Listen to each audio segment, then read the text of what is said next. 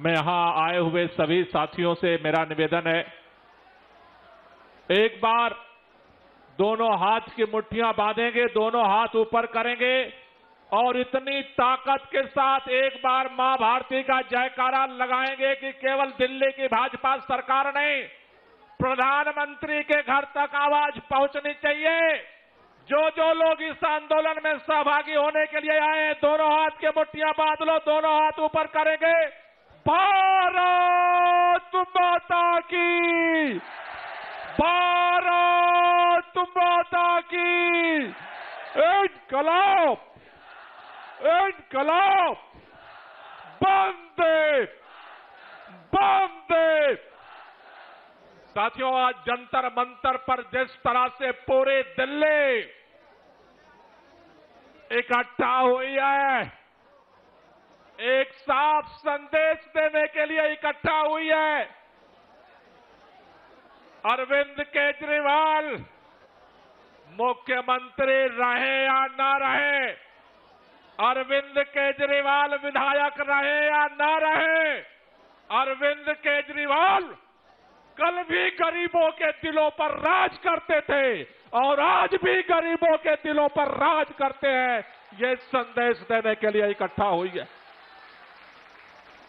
मैं भारतीय जनता पार्टी के नेताओं से कहना चाहता हूं, तुम्हारे पास केंद्र की सरकार है, तुम्हारे पास दिल्ली में राज्य की सरकार है, तुम्हारा आईएलजी है, तुम्हारा पुलिस है, तुम्हारा डीडीए है, तुम्हारा बुलडोजर है, जहां चाहो वहां चला दो।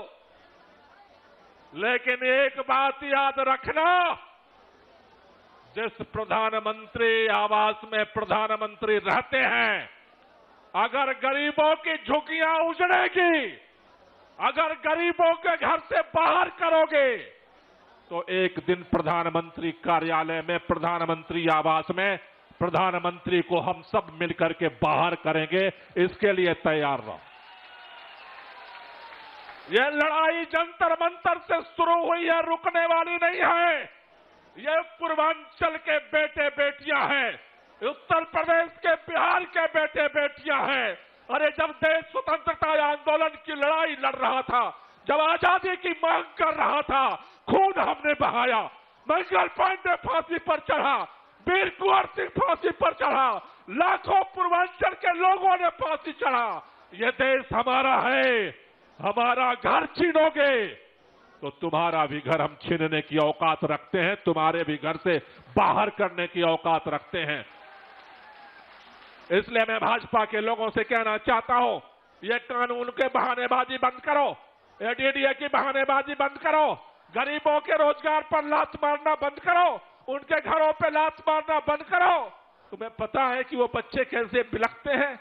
एक इतने दिनों के 70 साल के सरकार बनने के बाद, आजादी के बाद तुम्हें घर तो दे नहीं पाए। उन्होंने जोड़ जोड़ के पाई घर घर काम करके एक झुग्गी बनाई और उस पर भी तुम बुलडोजर चला रहे हो। तुमने कहा था जहां झुग्गी वहीं मकान देंगे, पहले मकान का इंतजाम करो, झुग्गी हम तुम्हें दे देंगे। लेकिन बिना मकान के अगर झुग्गियां तोड़ने का अभियान चलाओगे, आज हम जंतर मंतर से हाथ जोड़कर निवेदन करने आया हूं, पूरी दिल्ली की पुलिस लगा लेना, पूरे भारतीय जनता पार्टी के नेताओं को लगा देना। अगर दिल्ली की झुग्गियों को तोड़ोगे, प्रधानमंत्री के घर में घुस करके हम कब्जा करेंगे, इसका इंतजार रखना।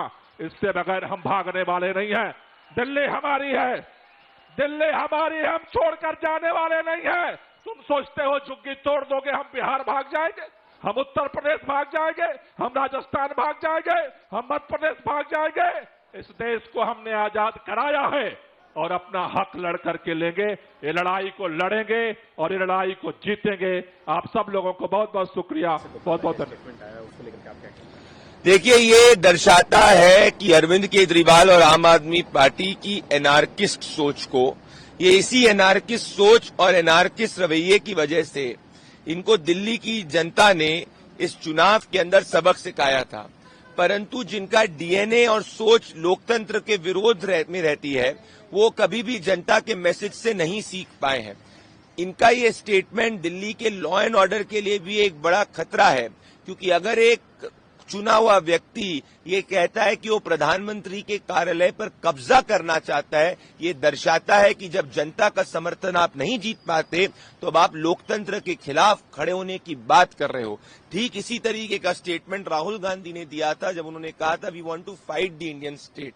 इन सबसे यही स्पष्ट होता है कि इनका घमंड वैसे का वैसा ही है जो पहले का था, परंतु इनकी सोच देश के यूनिटी के खिलाफ है।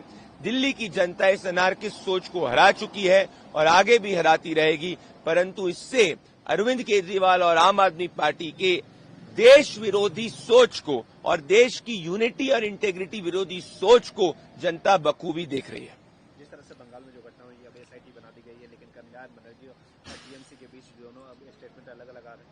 देखिए, तृणमूल कांग्रेस के खुद के नेता ममता बनर्जी की सरकार के महिला विरोधी रवैये को एक्सपोज कर रहे हैं।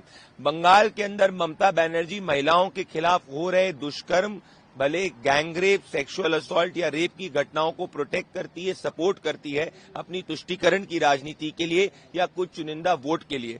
बंगाल की महिलाओं ने मन बना लिया है कि वो ममता बनर्जी की महिला विरोधी सोच को, जो हंसकाली को कहती है लव अफेयर गॉन रॉन्ग, जो कहती है पार्क स्ट्रीट को कि भाई छोटी मोटी घटना है, या आरजी का रेप और मर्डर केस के अंदर जो विक्टिम के पेरेंट्स को पैसा देकर इन्फ्लुएंस करने का प्रयास कर रही थी, अब बंगाल ने निर्णय कर लिया है, बंगाल की महिलाओं ने निर्णय कर लिया है कि अगर ममता की सरकार विक्टिम के साथ नहीं रेप एक्यूज के साथ खड़ी होती है, अब जिसकी बात तृणमूल कांग्रेस के खुद के नेता कर रहे हैं, तो बंगाल की बेटी और महिलाएं अब ममता बनर्जी को करारा जवाब देगी।